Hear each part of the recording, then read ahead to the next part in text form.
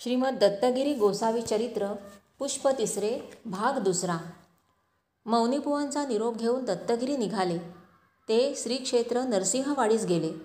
तेथे त्यांनी मौनीबुवांनी सांगितलेला संस्कार केला आणि नामसंकीर्तन सुरू ठेवलं। हळूहळू मनाला शांत वाटू लागलं, मार्ग दिसू लागला। त्यांनी अक्कलकोटची वाट धरली। दत्तगिरी जेव्हा अक्कलकोटास पोहोचले त्यावेळी तेथील स्वामी महाराज शिष्यांच्या मेळाव्यात इष्ट गोष्टींची चर्चा करण्यात मग्न होते। इतक्यात झटक्यासरशी उठून बाहेर गेले। तो दारात दत्तगिरी उभे। स्वामींना पाहताच दत्तगिरींनी लोटांगण घातले। स्वामींनी दत्तगिरींना उठवून त्यांच्या मस्तकावर हात ठेवला। मौनीबुवांबरोबर झालेल्या सुखसंवादाची सर्व हकीकत दत्तगिरींनी निवेदन केली। अर्थात अक्कलकोट स्वामींनी सर्व गोष्टी अंतर्ज्ञानाने तेव्हाच जाणल्या होत्या। तथापि दत्तगिरींचं निवेदन त्यांनी लक्षपूर्वक ऐकून घेतलं व शेवटी मौनीबुवांनी सांगितलेला मार्ग योग्य असाच असल्याबद्दल ग्वाही दिली। कितीही अघोर पापी असो, तो पश्चात्तापाने दग्ध होऊन अनन्य भावाने प्रभूला शरण जाऊन नामसंकीर्तन करील तर त्याला निश्चित मुक्ती मिळेल, अशी भगवंतांनीच अर्जुनाला ग्वाही दिलेली आहे। अपि चेत् सुदुराचारो भजते मामनन्यभाक् साधुरेव समन्तव्यः सम्यक् हि सः क्षिप्रं भवति धर्मात्मा शश्वच्छान्तिं निगच्छति कौन्तेय प्रतिजानीहि नभे भक्तः प्रणश्यति। दत्तगिरी अशा तऱ्हेने दत्तनामाचा अखंड जप करीत अक्कलकोट स्वामींचे सेवेत राहिले। पूर्ण ज्ञान प्राप्त झाल्याशिवाय तिथून हलायचं नाही असा निश्चय करून राहिले। स्वामींनीही त्यांना मोठ्या आनंदाने ठेवून घेतलं व वेळोवेळी मार्गदर्शन केलं। कुठलेही सामर्थ्य अंगात येण्यास तपश्चर्या लागते। चणे खावे लोखंडाचे तेव्हा ब्रह्मपदी नाचे। दत्तगिरींनी 12 वर्ष लोखंडाचे चणे खाल्ले। अध्ययनात चुका झाल्यामुळे वेळोवेळी गुरुजींच्या हातचा भरपूर मार खाल्ला। एकदा तर रागाच्या भरात गुरुजींनी खडावा उचलून मारल्यामुळे दत्तगिरींच्या छातीवर मोठी जखम झाली। अशा प्रकारे जवळजवळ 12 वर्ष दत्तगिरींनी अक्कलकोट स्वामींच्या चरणापाशी राहून खडतर तपाचरण केलं। तेव्हा त्यांची मनोकामना पूर्ण झाली। अज्ञानामुळे अंतःकरणात घर करून राहिलेली जळमटं पार निघून गेली, पार जळून गेली। त्यांच्या जागी दत्तनामाचा नंदादीप सुरू झाला। परमेश्वर प्राप्तीचा मार्ग खुला झाला। 12 वर्षाच्या काळात अक्कलकोट स्वामींच्या मार्गदर्शनाखाली दत्तगिरी अंतर्बाह्य घुसळून निघाले। तावून सुलाखून निघाल्यामुळे अगदी वेगळेच दिसू लागले, जणू अगदी दत्त महाराजांचाच अवतार। स्वामी महाराजांनी दत्तगिरींना पूर्ण अनुग्रह दिला। दत्तगिरींचा योगाभ्यास पूर्ण होऊन ते एक महाज्ञानी आणि महायोगी बनले।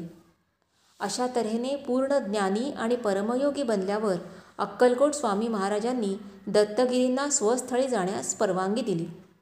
निरोप देतेवेळी अक्कलकोट स्वामींनी दत्तगिरींना रुद्राक्षाची एक माळ दिली। ती त्यांनी भक्ती आणि कृतज्ञतापूर्वक गळ्यात धारण केली। तसंच स्वामींनी दत्तगिरींना श्रीपादांच्या लाकडी पादुकासुद्धा दिल्या। स्वामींचा प्रसाद आणि आशीर्वाद घेऊन दत्तगिरी निघाले। काही काळ त्यांनी तीर्थक्षेत्र व साधू समागमात घालवला। निरनिराळ्या समाजाचं निरीक्षण केलं। 1880 ते 82चा काळ होता तो। दत्तगिरी 30-32 वर्षांचे होते। विद्यार्जन, ज्ञानार्जन आणि योगसाधन पूर्ण झालं होतं। मायभूमीस आता परत जाण्यास हरकत नव्हती। समाजातील विषमता त्या काळी अतिशय तीव्र होती। दत्तगिरींचे कर्माचरण अजून राहिलेच होते। त्यांच्या अनुभवाचा, ज्ञानाचा फायदा अंधारात धडपडणाऱ्या त्यांच्या बांधवांना अजून मिळाला नव्हता। 12 वर्षापूर्वी त्यांनी खानोली सोडली त्यावेळची परिस्थिती समाधानकारक नव्हती।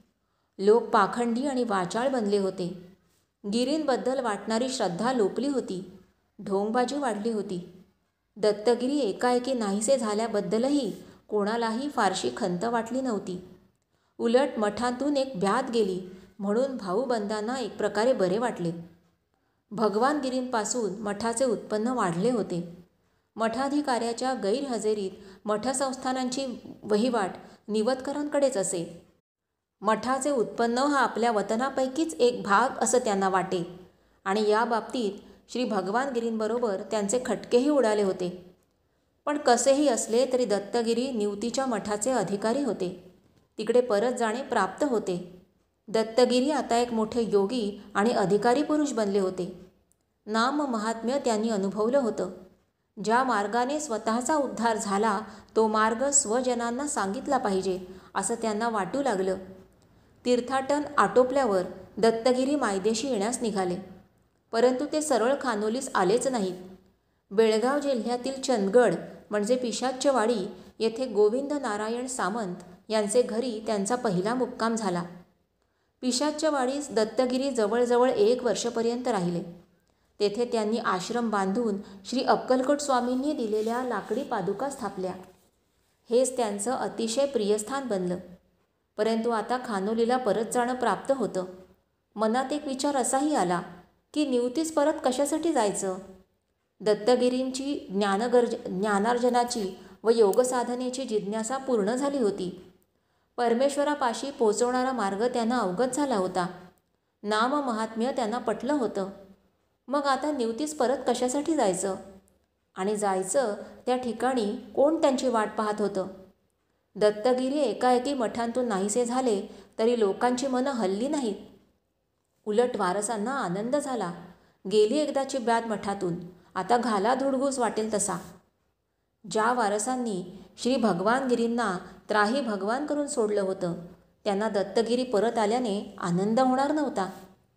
भगवानगिरींच्या कारकिर्दीत मठाचे उत्पन्न बऱ्यापैकी होतं. त्याचा उपभोग आपणाला मिळावा म्हणून काही उपद्व्यापी निवतकरांनी भगवानगिरींना वेढा ठरवून सावंतवाडीस कोठडीची हवा दाखवली. भगवानगिरींची त्यातून सुटका झाली ही गोष्ट खरी, परंतु त्या सत्वशील पुरुषाचा संबंधित निवतकरांवर कोप झाला. निवतकरांचे भ्रष्टाचार वाढत गेले. भगवानगिरीनंतर गादीवर आलेल्या दत्तगिरींमध्ये तर मुळीच दम नव्हता आणि ते एकाएकी मठांतून निघून गेल्यामुळे भाऊबंदांना रान मोकळं झालं होतं. या सर्व गोष्टी दत्तगिरी पूर्ण जाणून होते. ज्या ठिकाणी जायचं तेथील स्वजन कृतघ्न आणि भ्रष्ट आहेत ही गोष्ट स्पष्ट होती. मग सिद्धी प्राप्त झालेल्या, पूर्ण ज्ञान प्राप्त झालेल्या, मोक्षाचं द्वार स्पष्ट दिसत असलेल्या दत्तगिरींनी निवतीस कशासाठी जावं. यावेळी दत्तगिरींना गिरीमठाच्या संस्थापकाची हरिचरण गिरींची आठवण झाल्यावाचून राहिली नाही.